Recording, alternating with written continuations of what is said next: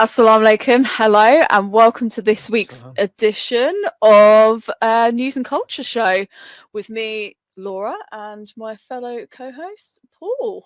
How are we doing, Paul? Yeah, alhamdulillah, I'm good. Good. And so, yeah, the News and Culture Show is all about the latest news that's happening in Luton and surrounding areas, and usually a little bit from Bedfordshire as well sometimes, and arts and culture things that are going on across Luton that you can go and visit, go and do, go and get involved in, and have some fun, basically, in the town. Though we're not starting on a positive note. Yet another stabbing in Luton. It feels every day at this point. Yeah, it's quite worrying. I mean, this one happened Thursday night, just gone. Yeah. So an 18-year-old was stabbed after a fight broke out between a group of young men aged between 16 and 25. These description that the police have got, and the police were so worried over this, they actually imposed an order for people to stay inside. They call it a Section 60 order. It's not a stay inside. So Section 60 is where they basically are allowed to stop and search anyone without reason. Yeah. So if I was walking through Marsh Farm, for example, on the Thursday evening, I could have been stopped and searched. And they don't have to give you a reasonable cause like they do normally if you're being stopped and searched. It's something they're using more often now. Bedfordshire Police, I've noticed, if there's a stabbing in a certain sort of area or there's altercations and violence, they are starting to use these Section 60 powers, which I think is really good because I think hopefully it will prevent things from escalating further, because I think it's very easy for these things to escalate and it become a tit for tat thing, which it has done often in the town. I mean, sadly, it's often we hear about this is often involving all these drug gangs, isn't it? It is, and it's hard because I think it's a problem across all the communities in Luton. I think that some communities think that it's just perhaps a black issue, it's just perhaps a white issue, and they don't see that it happens across every single community. Everyone is involved, everyone is victims. I've covered, when I was a journalist, many cases involving everyone from every different background, families torn apart where children had been stabbed to death and the other person was a child that was going to spend the rest of their life in prison, and both those families lost in those scenarios. So it's a big issue. It's a big issue. I generally don't know how we fix it at this point. So many people say, oh, put them in prison, do this, do that.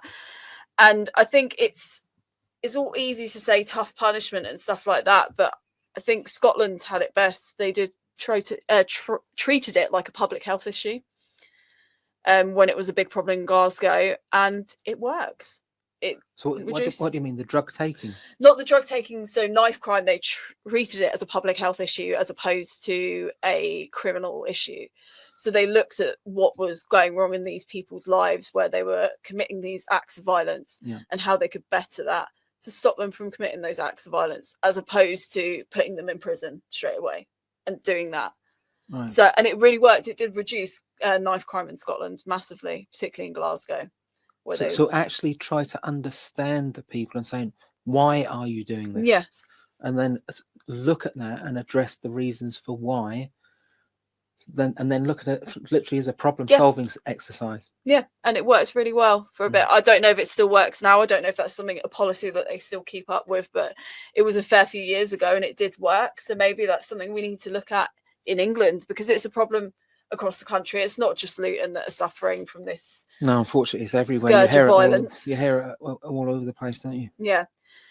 Well, speaking of drugs as well, police have seized 1,200 cannabis plants worth £1 million in a warehouse in Luton. This is bizarre because I didn't know we were working on quite literally an industrial scale when it comes to drug cultivation in this town. Yeah, it's interesting, this one, reading up on the information of it. One of the things that why the police were alerted to this, it was actually picked up by the power distribution network that so much electricity was going there. It always is. And I think this is the problem, is that when they used to do the whole rewiring of the meters, didn't they? So that it would go. I don't know, but I know this was a thing. They used to rewire meters, and that's how they tried to get away with it. But I don't think it works as much as well anymore. But if you're wondering, listeners, why it's an issue, why do the power companies get alerted to it? It's because they have these high-powered, really bright lights to maintain the photosynthesis and the growth of the plants literally 24/7, so they get maximum growth of these things. Yeah. And the because these lights in these places are so bright, they draw a huge amount of electricity, and the electricity draw, it doesn't fluctuate. Because the lights are on all the time, that's how the power distribution company gets suspicious of what's going on, because it stays at a very high level power draw 24/7, and that's how they pick up on it. Well, the police are investigating it. They haven't arrested anyone yet, as far as we're aware. Anyone that knows any information about it are urged to get in touch with Bedfordshire Police. But an industrial scale cannabis farm, who knew? Yeah. Who knew? It was a warehouse in Camford Way in Sundon Park. It's of all the places as well. I feel like that Sundon Park is quite a sleepy area of Luton. You don't really hear about much happening there. Wow. So, what an odd thing to see. So, if you were at the airport this weekend, particularly on Sunday, you might have noticed a lot of police presence. Oh, because when I came across this, I thought, how is this even? How is this? Same. Even... How is it possible? So, if you're not aware, listeners, what happened was there was a man leaving the car park. Well, he left rather abruptly. Yeah, quite literally. But he took a wrong turn, and when he took the wrong turn, the car pushed itself through the metal sort of retaining wall, and this poor fella came out straight out, and he fell from the 3rd floor down to the ground. We should say, luckily, he is perfectly fine. He's been discharged from hospital. He wasn't badly injured in any way, and luckily he is alive. But it's scary though, because I use that car park quite a lot, and you think if you are going to make a wrong turn, I mean, it's hard to in those sort of multi-stories, but maybe he hit the accelerator instead of the brake by accident. I mean, that happens quite a lot, doesn't it, with people? That's usually the kind of big reason for these accidents happening, is because someone's got, and then it's that whole thing of you get scared, so then you keep pressing the accelerator. I've heard of it happening before. Similar thing actually happened to me over 30 years ago. I didn't hit the accelerator by mistake. I was driving north on the A5 in London on Edgware Road, and instead of hitting the brake, my foot came down. I didn't realise until the car came to rest. When I say car come to rest, I hit a bus. Sorry, I should. And my foot had come down. I hit the clutch, and I was pressing. I was pressing up and down on the clutch, and I thought my brakes had failed. And it was only when and I swerved. Did you not stall the car though? Well, no, you can't, because the engine wasn't engaged. Because I was going up and down on the clutch. You see, because I thought I was. Okay, I'm trying to think about this, because so a car stops in front of me. Yeah. And so I went to stop the car, but my foot hit the clutch instead of the brake, so nothing happened. And so you were still moving, and you went. So I swerved to miss the car, and right in front of me was a parked bus. I went straight in the back of this parked bus. So I know. I shouldn't laugh. I know firsthand from experience. You shouldn't laugh. I used to be a qualified driving instructor. I know, that's why it's funny, because this man has taught people how to drive, including your own son. Congratulations to him. I hope he's doing well on the process. Well, actually, I taught. First was my wife, and then my son and daughter. So yeah, exactly. So stay away from the Coopers, I think would be. Well, what can I say? We all make mistakes. We're not perfect. No, but to be fair, we've all had car accidents. This was a very, very long time ago. This was easily over 30 years. You must have been a fairly new driver then at that point. Then. Not really. I was trying to help you, Paul. You could have just said yes. All right, I was trying to help you, but if you don't want to say yes, that's fine. No, I probably had my license at least 6 or 7 years, I would have thought. Okay, I can't help at this point. I'm sorry. I tried. Anyway, the airport wasn't actually affected by this, but I mean, the car parks at that airport have been afflicted badly. First one burns down. Next one, someone drives through the wall of it. Like, well, when they had, but you got to remember, when they had the fire, that wasn't a fault of the car park. It was a fault with the car. I know, but it's just those car parks seem doomed from the beginning, to be honest. Well, unfortunate. Well, they're both unfortunate coincidence that there hasn't been an issue with the construction of the car park. The car park construction is fine. Before Luton Borough Council come for us, we're not saying that the car park construction is shoddy.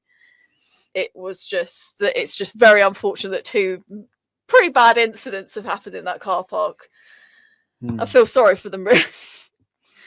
Speaking of Luton Borough Council. Yeah, unfortunately, delays to this big development project in the town. See, I'm very confused with this because last I heard, this site was going to be taken over by Barnfield College. This was years ago, though. They were going to take Barnfield College, were going to move into Luton Town Centre, and they were going to take over what was the old bus station, if you're familiar with it. If not, it was a car park, the Bute Street car park. There, it's now gone. Bute Street car park. That was my favourite car park in the whole of Luton. Was that the one that was attached to the hotel? No. No, that was the one that was unsafe, wasn't it? Yeah, that was Luton Library car park. That was the one that was unsafe, and they took that down. That's different. They took that one down. It's a different car park. It's it used to be the bus station. It's right by the train station. It used to be a great place to park if you're going in town. I love that car park, and then they got rid of it for this new development, which they now can't start because I know exactly where you mean now. Just before the little bridge on the left, it's just sitting there and nothing's being built. Yeah, nothing's being built at the minute, and the reason they can't build it is because it's been rejected by the building safety regulator. They say it doesn't meet the legal requirements. They failed to demonstrate how it would meet the legal requirements. Luton Borough Council says it does. So the building control process introduced following Grenfell Tower tragedy are vital to safeguarding, aimed at raising fire and structural safety standards across the built environment. So that's what the health and safety executive has said about the process. So they are very stringent on this, that it needs to,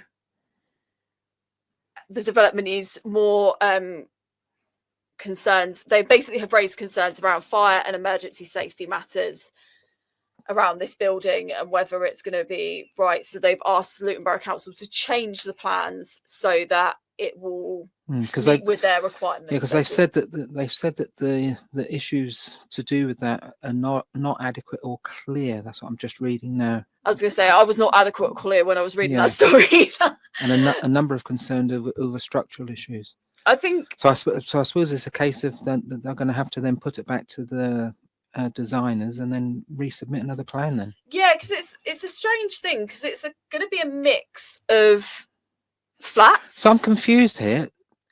Does when they say buildings, the building safety regulations, but isn't it? Don't the plans have to be submitted and approved by Luton Borough Council? Yes, so the plans have been submitted and approved. So it's one arm that has put the plans in. Yes, and then the other arm from the council have said no, that's not good enough. No, the building safety regulator is a separate from Luton Borough Council. I see. I think especially because this is money that's coming from central governments. They're getting £20 million to do this as part of levelling up funding, which was a okay. Now I understand. So the building safety regulator, that's not to do with planning approval. No, it's completely separate, and they've kind of reviewed it, and they've said they're not happy about it, and they want Luton Borough Council to kind of up their game, fix it, say what they want to do. This has obviously all come off the back of Grenfell and how that happened and that tragedy, and trying to improve fire safety for people, which I think is great. I mean, these are going to include flats, the multi-purpose performance and community area, whatever that means. I know this. So one of the things that we've come across here, listeners, is that LBC's Luton Borough Council's Director of Property Infrastructure, somebody called Roger Kirk, he's told that this finance review group on Tuesday last week that the delay approving the project is costing the authority £100,000 a month. I don't understand. How's it costing £100,000 a month? I don't know. Well, I mean, could it be they haven't have 24/7 security looking after the place? Or I don't. They must do, because it's.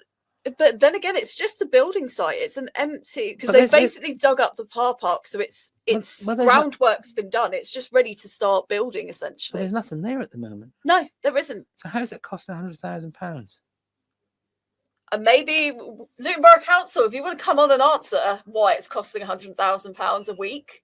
Was it week or month? Apologies. Well, a month. I'll be honest. I'd love to know. I mean, I'd love them to come. I'm paying anyone at Luton Borough Council, if you're there. Well, the reason why this raises concern for me. I mean, I'm paying over £330 a month council tax. Oh God, the council. So I'm just thinking to myself, well, if this is costing £100,000 a month and this is delayed, how long is it going to be delayed for? I mean, that's a lot of our council tax just going up in the air. That is a lot. That's just going up in flames, isn't it?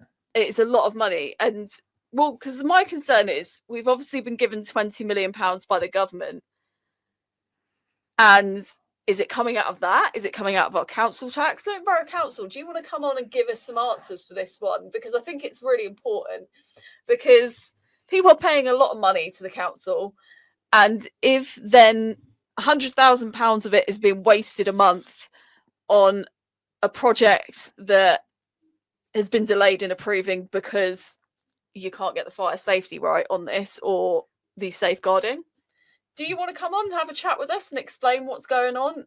Quell perhaps the viewers' concerns about this, because that's a lot of money, and it's not only the viewers' concerns, my own bloody concerns. I mean, a spokesperson for the authority has said, quote, "We appreciate the pressures faced by the building safing regulator as a newly established regulator, and we remain committed to working constructively with them to ensure our application fully meets the new standards." I mean, but the question remains is, where are we with that? And well, how much progress has been made? We need to follow this one up. We definitely do. I'll be keeping an eye on this. So coming up next, we've got Leela Sule from Groundswell Project to have a little chat about Refugee Week and everything that Groundswell is doing for that. Leela Sule, who's the Luton Community Connector for the Groundswell Project. Hi, Leela. Hi, thanks for having me today.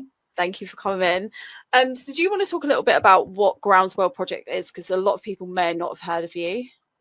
Yeah, for sure. I started at the Groundswell Project last year, and that was the first time that we've had somebody in Luton. So a lot of people might not have heard of us because we are still fairly new to Luton. What we are is a non-profit organisation that tackles hate and extremism, but we do that through very proactive, more community resilience building approaches. So it's a lot of peace building work, it's a lot of community cohesion work, and what we do and how we do that is through facilitating and supporting grassroots work that's already happening in Luton. Mm-hmm. We help to facilitate partnerships, to amplify the work that's happening, to assist with things like resources and funding, and essentially amplify the work that's already being done rather than try to replicate or replace it. Okay, so could you talk a little bit about things that you're involved in the minute? I know you've got a boxing club that you run on a Monday. Yeah, for sure. So every Monday, we've just started last month. So every Monday until towards the end of the year, we're running a boxing class called Knockout Minds.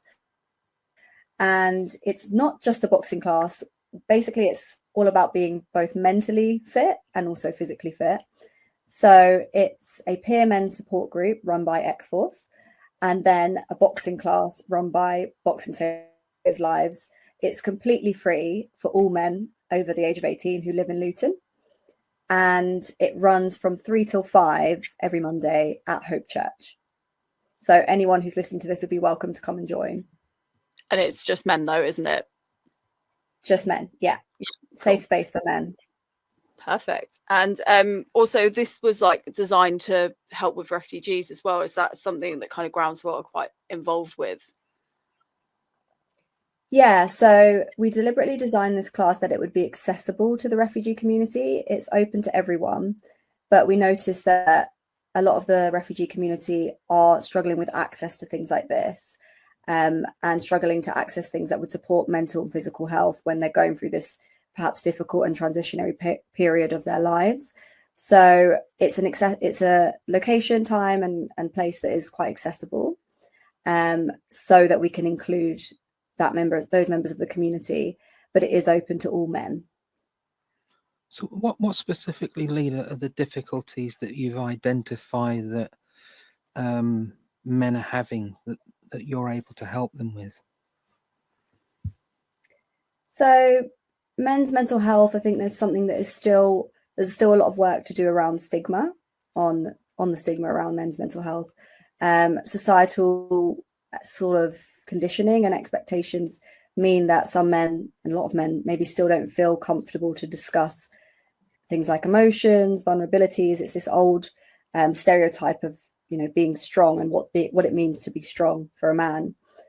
So we think spaces that are not too clinical, not too overly clinical, not too serious, but that create space for men to talk about those things, or just to talk about what's going on. It can be a very early stage prevention, when you're not waiting until you're at the point of crisis, but you're just looking after your mental health like you would your physical health. Going for a walk or going to the gym is something that's quite normalized in society now, but maybe talking about your emotions or discussing mental health still, I don't think, is quite there. So this space tries to make both of those things very normalized. Excellent. I mean, have you also identified difficulty perhaps that some refugee women have had as well? Yeah, for sure. I think when I was researching and visiting the refugee community, one of the main things that was coming about, and the main conversations I was having, were with the men. And this was one of the main things that came about. So it was really about filling that gap. But hopefully the way it works with funding is that if we can have a successful pilot of this, then we can hopefully secure funding to branch this out. And therefore we could create, a women's version, or maybe even a version that's open to everyone, and that's not gender specific, and that's, something that could maybe even span across different age groups as well. But we have to start with something that the funding also aligned to, which was men's mental health. I think the research shows that there's a gap there, and that's why there's funding available for initiatives that tackle that. So what sort of numbers of refugees do we have in Luton? I'm a bit ignorant, actually. I don't actually know. What sort of numbers do we have of refugees? I'm not too sure about that. I wouldn't probably be the best person to ask about the stats as a whole. I more support small groups of community organisations that are helping people who are here and that we have identified. But I'm not involved in the policy or in how many people are coming into Luton or any of that stuff, which perhaps the council would probably be better positioned to answer. Right, I see. So specifically, what sort of key issues do a lot of the men have then? Well, I think it's multiple factors that have occurred, which have resulted in them being here. So that's fleeing from some kind of, difficult situation, often getting here through very unsafe or difficult means. So there's the trauma involved in actually the travel. And then once they're here, often they're isolated. They don't know anyone. There can be language barriers. They're dealing with that sense of, trauma or strain on what has happened and the journey over. But then not having the support system that we know is key with mental health, is having someone to talk to, having a community, having stability, having, just movement and a healthy lifestyle. Often if you're not in permanent accommodation, because you are transitioning and you are here going through the process of seeking asylum, then, of course, that's not always going to be given to you straight away. That's not always possible. But that does mean that there are gaps in terms of those basic things that we all know are key to mental health and also to overcoming a challenge that anyone might face. Mm-hmm. Yeah, because unfortunately, all we seem to be hearing on the news all the time these days are negative things connected with migration, and literally on the news, we're almost being brainwashed into thinking that refugees and migrants are the same thing, aren't we? Yeah. Which, of course, is quite different, isn't it? Someone who's a refugee, they really do need real help, don't they? Yeah. Yeah, well, we have, wars going on across the world, and so naturally we're seeing people coming in from those countries also, and we know why that is, because we know what's going on in those countries. Mm-hmm. But that's not always how it's presented, I think. Yeah. So obviously you've got the film on Friday. What kind of inspired you guys to put on this film? Yeah, so Refugee Week is a kind of nationwide initiative that happens, and nationally there are certain things that we have access to for this week to really bring community together, to all just learn a bit more, to maybe have open conversations about different things and different concerns, and also just have some of those stereotypes perhaps challenged. And one of those things that is offered by Refugee Week are free films. So they've given us licensing to show certain films that are made often by refugees themselves, someone who's had that lived experience, or even people who are just very passionate about the issue. So we've got a couple of free films that are available to us, and we've chosen one that we think is very timely, which is Life is Beautiful, A Letter to Gaza. That's the film, and partnered with the Orange Picture Club, who I think you just had Jaspal on. Yes, we have. Yeah, so that we could show that this Friday. So that's going to be free for all. We're working with multiple partners to make that possible.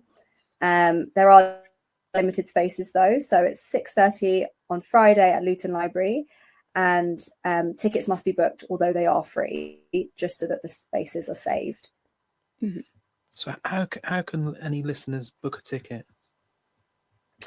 So we have a link that's available on social media, on both the Groundswell Luton Instagram page and the Orange Picture Club Instagram page. Perhaps I could send that to you. I don't know if there's a written format to this, or show notes or something. Yeah, no, it's fine. I can pop it in there. Yeah, that would be great. Yeah. So what made you choose Life is Beautiful, A Letter to Gaza? Because it's not a film that most people will have heard of. Yeah, so there was a collective decision. We've got a group called Luton City of Sanctuary, which is essentially a network of lots of different organisations in Luton, lots of grassroots organisation. There's some support from the council as well, to basically all collaboratively address, what's going on in Luton, and address how we can welcome and assist the refugee community. So it was a collective decision across multiple partners that this film felt very timely and felt very relevant to everything that's going on in the world. And that's why this film was chosen. Have you got anything? So what sort of length is the film? It's about an hour and 30 minutes. So we'll open up on Friday at 6:30. Yeah. And we expect that we'll be wrapped up by 9 p.m. We're going to start it once everyone's settled, once everyone's had a chance to maybe grab some snacks. And then, yeah, it should be about an hour and 30 minutes once we do start. Okay, all right, super. So that's this Friday, 6:30 p.m. at Luton Library Theatre. If you want to book it, you can go to the Orange Picture Club Instagram or Groundswell Luton Instagram to book through there your free ticket. It's not any cost. And thank you so much, Leela. I've been wanting to get you on for weeks because I wanted to talk about all the amazing stuff that Groundswell do. And I know you've put in a lot of work to make as much available in Luton as possible. So we really appreciate all that you're doing here. Thank you so much. And I'm glad I've finally managed to make it on. Thank you. Thank you. So our next guest is Jaspal Nangla from the Orange Picture Club. Do you want to actually tell us a little bit about what the Orange Picture Club is? What the Orange Picture Club is a community centre or community cinema in the Luton Library Theatre. So we kind of set up at the tail end of 2024. We kind of just did an experiment, and then 2025 March, we actually incorporate ourselves as a CSC, and we've been going. I was going to say strong since, but we're going tomato. We're doing okay. So community cinema. Community cinema. What does that entail? What does that entail? Is it cheaper? What is the? So it's about £4 a ticket, and the way we kind of like pick films is through surveys. So we have people asking them what film would you like to play, and then we usually play the films that they want to put on. But we also putting on films that the community wants. We put on films that the community may not have heard of. So we put on Trip to the Moon, which is a George Méliès film from the early 19th century, and we played Cinema Paradiso, which is a Italian film. So these are films that, you know, a lot of people might have heard of in the film industry, or if you're in that zone, but the Luton community may not have. And so this is what we want to do. We want to kind of like open the doors up to cinema within the Luton community, because I do feel with young people, especially, if they have something to do, if they have a passion to pursue, they're not going to get into like drugs and violence and stabbing, you know, because I think that's what it is most of the time. They sold a dream. They sold a dream of money and power, I guess, and because they need it. And so what we're trying to do here is trying to offer them an alternative. You know, maybe it's music, maybe it's dance, or maybe it's something else. But for us, it's film. So that's what we're trying to provide, because it's what we know. But yeah, I've just been talking. Does that answer your question? Yeah. Yes, it does. This is news to me. I didn't know about this. Well, you know now, man. Yeah, it's actually really good. So I've been to quite a few of them. I take my kids to the kids ones. Yeah. I didn't go to Strike, but Strike, you offered some tickets to refugees as well, didn't you? We did, yes, we did, yeah. So we do offer free tickets to charities and other like organizations. It's more or less to kind of like help open the door out to people who may not have the money or the disposable income to spend £4. I know it is just £4. You're like, who can't spend? But there are a lot of people that don't have that means to spend £4, and that £4, you know, it's just one person. So that adds up. So if you're taking your kids, that's what, like 12, 14 quid.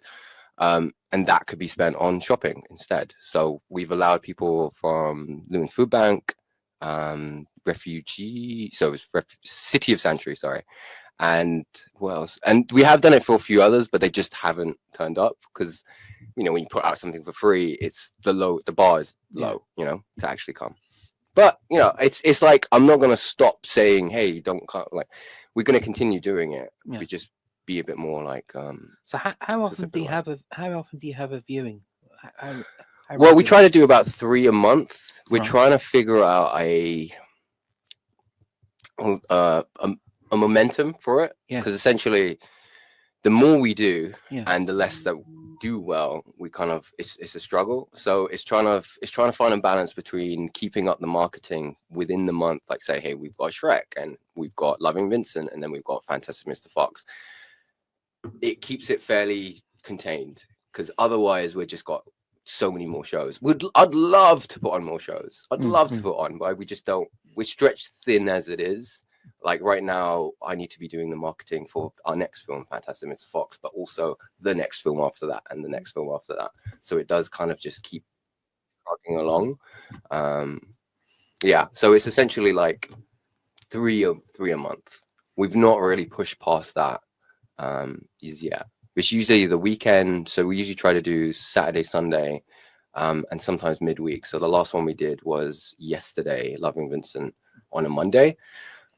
Because we do want to do like midweek films. So for adults, for young people, you know, if you work in retail and stuff like that, weekend doesn't mean anything to you.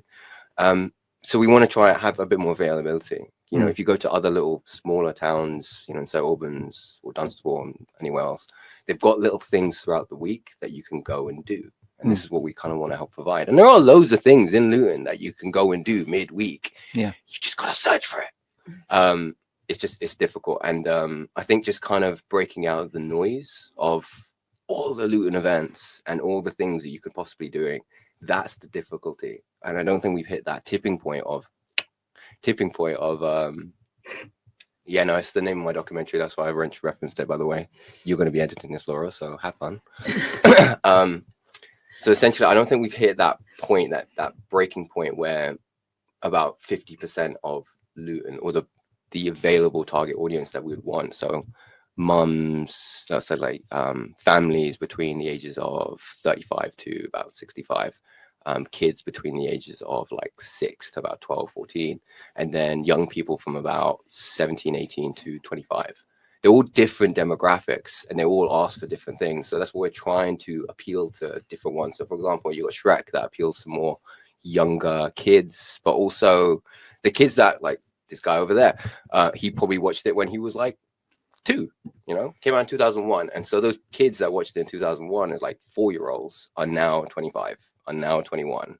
They're now old enough to go out and like relive the nostalgia of watching that film. You can't watch it in the cinema anymore. We are offering that. So it's like a sense to relive that kind of nostalgia, essentially what Disney's doing. But I want to bring back those films. I don't want to remake those films. I don't think we should be doing that. I think the value of those films are there still. Like Lilo and Stitch, like it's just come out, but don't watch it. Don't watch it. Don't give them more money. Don't do it. Because like the film exists. The film's great. The film's amazing. The film's a heartfelt film. And now all they've just done is make a new film for you to go out and just pour money in. It's a heartless cash grab. That's all it is. Every single one of those Disney live action remakes are that. So I've just gone off topic here. Next question. Nice. I mean, I must say, actually, it's exciting for me. Oh, crumbs. I don't think I've been to the cinema for well over 10 years. Have you not? No. Good Lord, mate. Did you go to the ABC cinema when you were a young lad? So what's the ABC? Oh my God. No, he grew up in Norfolk. I didn't. Right. Yeah. All right. Get out of here. Yes. No. Basically, just opposite McDonald's, there's a rusted building. Oh, I know what you mean. Yeah. That used to be called the ABC Cinema. Used to have 3 screens, and it was more of a classic cinema in the sense that you would only have 3 showings, maybe 1 showing a night. Yeah. It was a lot more intimate, a lot more family oriented, I guess. Yeah. There was a lot more of these cinemas around in the 1970s, 1980s. A lot of these cinemas just popped up. There was like 10, 15 in Luton. Yeah. A lot of these mosques in Berry Park have been converted. The church at the early part of Berry Park used to be, yeah, there used to be a cinema as well. What they used to do is they used to just find a building or create a building, and then pop in a couple of screens because it used to make a lot of money. And then as soon as the multi-screens came in, pop, they all started like disappearing.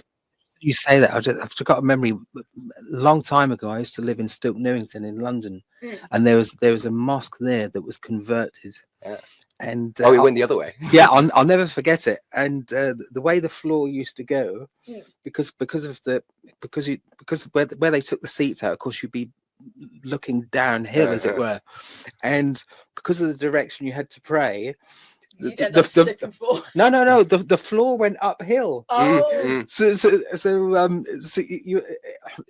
it was quite a delight. It was so unique and never been anywhere ever before or since. So you were actually praying on this gentle uphill incline.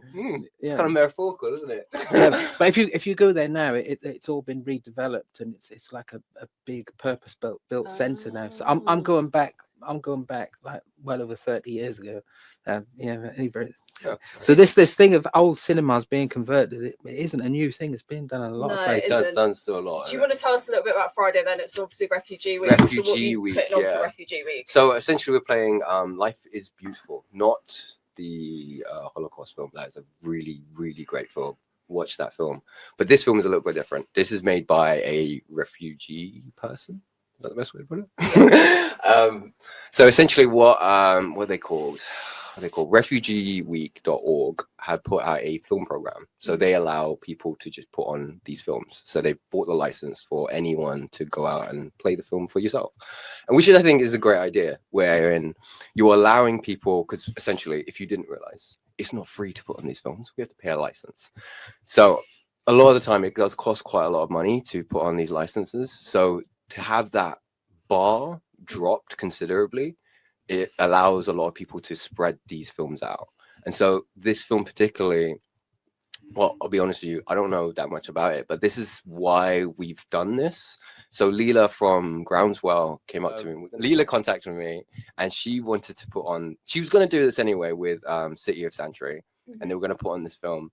But obviously, we have experience putting on films and licensing, getting a location for it, and doing all that stuff. So she's contacted me to help source this and get this sorted for her. Cool. And this is what we kind of want to do, where we're working with the communities, like this community, for example, or the Luton Library Theatre. They want to put on more sing-alongs, which isn't necessarily in our wheelhouse. Like, personally speaking, me and the other board of directors of Orange Picture Club, it's not the films that we've come to want to put on for Orange Picture Club. But it doesn't mean we don't want to get involved with these communities that resonate with these films. We more or less want to kind of like bring in more people, because obviously if we just put on the films that we want to put on, how is it a community cinema?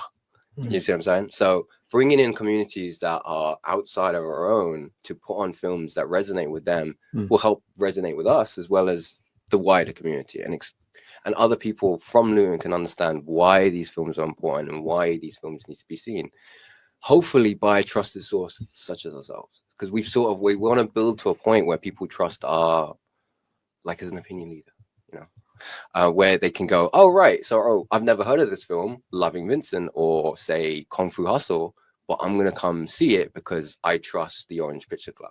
This is where it all kind of started. My friend Maciek, he did a thing called Mystery Cinema. So he put on not a random film, he picked the film, and then you put it on in the Luton Library Theatre. And it did okay. But I said to him, the reason why it doesn't work is people don't know who you are. People have no idea. So they just come in literally for the mystery. But if, say, what's your name again? Paul. Paul. So say if Paul, you're putting on films, and I know who Paul is. I know what Paul's tastes are. I know his vibe. Yeah. And then you're saying, I'm going to put on a mystery cinema. Cool. Right. I respect Paul. I like Paul. I trust him. So I'm going to see what he's going to present to me. But if I don't know who you are, which I don't, then putting on those films, I'm like, I don't really know. You know, I wouldn't trust that. So having a trusted brand, then put on a mystery cinema, then it works. You know what I'm saying? Yeah. So that's what we decided to do. So I went to Maciek and I said, hey, look, this is a great idea, but I think this would work better if you have a better branding, if you build yourself up as who we are first. And that's how Orange Picture Club was great. It took us a while to come up with the name as well. Do you know why we come up with the name? I'd love to hear it. I mean, I thought it was obvious. But you're not from here, are you? So that's probably why you don't realize that. Oh, come on! It's his least the Hatters. Favorite, I was going to say, it's your least favorite thing to talk about. The football club. I don't love it too, but I mean, you've got to represent the colours. Of course, yeah, I'm with you now. I mean, I think, generally speaking, if you think about oranges as a color, it's like energetic, it's open, it's fun. And I think we should think more of Luton as that instead of the worst things that people say it is. Like, if we represent Luton as a color instead of it's more abstract. You see what I'm saying? Yeah. So that's why I try to like push that narrative. We are the Orange Town. Yeah, that's my thoughts on that. That's my talk. That's lovely to hear. I mean, it's nice. We need to celebrate a lot more in the town, the positive things going on. When did you move here then? 98. 98. Oh, okay. So you've been here a while. You've basically been in the same time I have. Yeah, a long time. You've seen it transform, right? Yeah, I've seen. Well, yeah. I mean, I've seen I still call it the Arndale. I mean, it's changed names. Yes, it has. Arndale to me as well. I've given up trying to keep up with the different names. It's still the Arndale until the point is actually watching this video, which is it's the point. Don't worry, it's the point. I'll be honest. I don't see the point. Just call it the Arndale. It was the Arndale. That was what when I started. No. Did you do it on purpose? Sorry. Did you not even hear what you just said? Yeah, I did intentionally say it. Okay. I did intentionally say it. Yeah, I did. Yeah. What's the point in changing the name? It was always known as the Arndale. Why keep changing the name, thinking you're gonna change the brand according just because you've bought it or whatever? Everybody knows it as the Arndale. Yeah, I never call it anything else. Mind you, they've removed all the signs now, haven't they? Yeah, it was the mall. Was it the mall? It was the mall. Yeah, or the mall if you talk like that. If you're weird. Whoa! I didn't say weird. That was just you. That was me. That was you. You're gonna have to cut that out. Yeah. So where can people actually find the Orange Picture Club? Because you've talked a lot about it, but you haven't actually said where it goes. I've said it. He did. He said it's at the library. Luton Library Theatre. But where specifically? In Right. The library's a big place. Don't worry. And also, it could be any library. There's several libraries. Is there? I thought they closed. No, there's They're still Leagrave. open. There's They're Leagrave Library. still There is a kicking. library in Marsh Farm. Still There's kicking. a library in. No, it's not a library in Sunday Park. Stopsley. Okay. It's quite a I few. thought they closed. No. I thought they closed. No. So, But to answer your question, the Luton Central Library in the middle of George Square, right there at the top floor, there is the Luton Library Theatre. You might have not have heard of it. You probably didn't know. You've probably been to that library many times. You've probably been to that third floor for a toilet. yeah, that's usually Many what times. it is. You've probably been up there and probably wondered what is in that upstairs bit. It is a theatre. And you can go there and check out the shows that they've got. They've been running for the last 2 years. There was independently from the council, because at one point it was a council run thing, but now it is independently run by a group called the Luton Creative Community, LCC, and they're a great bunch of guys. We did a documentary about them. Check them out.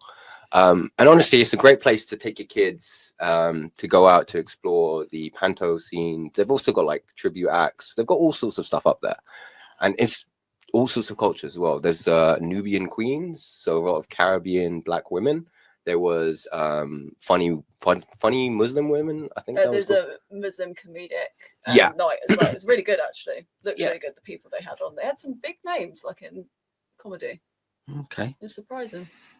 So yeah, they do a lot. You're just making me realise how much I lack culture. I don't think you lack culture. I think it's just sometimes it's very easy to in life, especially at the minute where there's so much going on. You're so busy with work and stuff. It's very easy to get home and think, oh, I'm not leaving the house. I just get caught up with all of my DIY hobbies. Yeah, I was going to say you've got quite a lot going. Yeah. But I think it's very easy for people not to leave the house and to just sit at home and just oh, I can't be bothered, or oh, Luton's a bit of a whatever and I don't want to go outside because X, Y, Z. And I think more and more people are starting to go out and find these things and start exploring, because the Orange Picture Club is growing. Because I've been going for a few months now, and when I first kind of went, there was not that many people.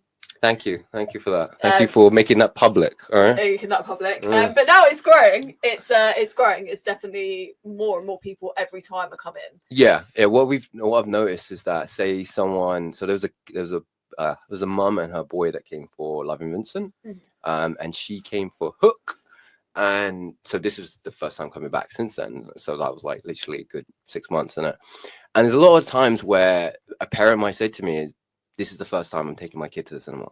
And generally shocks me. This kid is 5, 6 years old. What? I've been going to the cinema since I could just open my eyes. You cut that out, sorry. And it just blows my mind. It used to be a very heavy community aspect for me. We'd go, all of our family, literally at one point I remember watching Flubber, and we took the entire top back row, me and my family. We just ram in there. Probably because there's so many of you as well. Yeah, there was literally so many of us. It was insane. But I remember I barely remember the film, but I remember feeling a community aspect. My family had come and we'd watch this film together, and knowing that a bunch of 5-year-olds or 6-year-olds just watch films on Netflix and Disney Channel and whatever streaming they've got kind of takes away from that community aspect. When you're watching a film on the big screen with all the people around you, there is a much more warmer feeling that you get compared to when you're just watching it at home. There's a sense of when you're watching it, when you're streaming it, you have all the power to stop it, to take control. So when it's playing there, there's a sense of giving yourself to it. If you want to go toilet, it's still playing. It's not going anywhere. In the sense that it's going to go without you. And so this kid basically came down and did not watch the cinema film before. And then there's that story. And then there's another kid that came and hadn't watched. Oh, what was it? So we were playing Trip to the Moon. And so she'd walked in halfway through, and she was she was just sitting at the back, and she was really interested in it. Trip to the Moon is a black and white movie. It's completely silent. So, dude, I would struggle to get people our own age watching that film. And she's there, just super interested, super engaged. And at the end of the film, she comes up to me because she missed the first like 5 minutes, and she goes, "Can you play that again so I can watch the beginning?" I'm like, God, yeah, hell yeah, I'm doing that. We paused everything just for this one little girl to watch this. And that's what I want to kind of try to push, because essentially, if you allow your kids just to watch social media and just watch what's on YouTube, if you just stick them in front of there, they aren't going to get. There was so many studies of long-term versus short-term content, videos and like educational stuff, where in a sense that if you're giving them this short-form content constantly, it kind of like what's the word when you narrow it down? Concentration. No. There's a word for it when you do something, you have a long-term investment for something, so you get a something. Benefit? No. Oh, that's it. Yeah, short-form gratification versus long-term gratification. Basically, an instant gratification that is ruining kids. Because when you tell the kid later on, like, hey, by the way, if you want to make a film, you got to work your ass off. You got to work. You got to figure out how to make films. You got to figure out how to write. You got to get friends to help you. There's a lot of work you need to do. Screw it. I'll just sit on my phone. I'll just sell drugs. It's easier. Instant gratification. It is killing these kids. Honestly killing these kids. You need to start realizing that if you want something valuable in life, you've got to put the dividends to it. You've got to start putting the pennies aside to build something bigger for yourself. Because you ain't going to get that swag car. You ain't going to get the girls and all of that stuff without the hard work. Don't listen to Drake. Don't listen to those guys. It ain't happening. You ain't that. It only happens to like 1 in a million person. And even then, when you're like 19, you hit the jackpot because you made it big as a rapper. They are man children. As soon as they hit 25, as soon as they hit 30, and the industry don't care about them, what are they doing in their life? They are swimming down the toilet because they've been tapped out. They were told when they were 19 at the worst age that, hey, you're great, you're fantastic. Don't grow, don't learn anything. And when they get 30, they're literally a puddle of a human being. So I rambled again. So obviously with Orange, do you see? It's gonna be fun for you to edit. Yeah, I hate you. Do you see opportunities with Orange for making films? Because obviously you do that already with Two Sides. Because a lot of people, we're going to be reviewing them again next month. They're going to be at Beach Street, so we'll have both of the twins here. I'll be a lot more calmer because he'll be there looking at me like, yo, dude, yeah, he will, relax. Tell you off. Honestly, this is actually my genuinely, this is my dream part of Orange Picture Club. Like, this is what I would like to see. I know the other guys would want to see other things, but in 5-10 years, if I have a group of individuals that constantly come to Orange Picture Club and have formed a bond, they're friends, and now one of them wants to make a film, yes, hell yeah, that I've created that community, yeah, God, yes. Because essentially, at one point, my ex's brother turned to me and said, hey, I want to get into filmmaking. I'm like, cool, bro, that's great. You need to go to college. Not to learn these things. You could learn these things on YouTube, and you can pick up a book. You can learn it yourself. You can self-teach yourself. It's more the community. It's more making friends. You can't make a movie by yourself. You need to start learning about. You need to start making friends with like a director, a writer, a cinematographer, an editor, a producer, a business person. All these types of people. You need to start networking, start learning how to talk to people and communicate. And this is what I'd love to do with this, where essentially you don't have to go to uni, you don't have to go to college, you don't have to you just come to Orange Picture Club, start building a bond with these people, start building a bond with filmmaking, learning the true collaborative process. Exactly. And it's not a one-person show. We'll have Jaspal back next month with his twin brother Jasper, great names, to talk about Two Sides Studios and their documentary, because they've made quite a few documentaries. Orange Picture Club is his passion. He does actually do documentaries for a living. He's larger than life on his own. Imagine two of him. No. His brother's complete opposite. He brings it down. Oh, the documentary. You want to say the name? You can say the name. Oh, right. Okay. It's called The Orange Weekend. The reason for said name is you came to the big weekend last year, right? Yeah. Essentially, the big weekend last year, Coldplay came and they did a surprise song at the end. They played, instead of playing, they played Yellow, because there was a radio competition. There was a thing on the radio. Like, oh, they should change yellow to orange in the lyrics for Coldplay. And instead of doing that, they played a whole fresh new song at the end of the set called Orange. And it was dedicated to Luton. Oh, I didn't know that. Yeah. It's really quite sweet, actually. Because, like, who else can say that they have a song made by Chris Martin, one of the biggest songwriter bands in the world? You know, so I think that's quite special in a sense. And then I use that Orange name to kind of like sum up the weekend. That it kind of helps bridge that weekend. And it comes back to my whole point about Orange Town. You know, we should represent ourselves a bit more ethereally than say, oh, we're the worst town. Sorry, I've taken you and just Anyway. But yeah, we will have Jaspal back next month to talk about Beat Street Film Festival and their documentary, one of their documentaries that they've got coming out next month. But thank you very much. Cool. What's your website? Where can people find you? What's your socials? For Orange. Orange. All right. We don't have a website for Orange yet. I'm still working on that. But you can find us on Instagram, social media, Instagram, Facebook. And that's it, really. It'll be just Orange Picture Club. Perfect. Just look for that. Thank you very much for watching this week's episode of News and Culture Show. We'll be back next Wednesday with all the latest headlines from Luton and all the things in news, arts and culture going on around the town. Thank you for watching. Assalamu alaikum.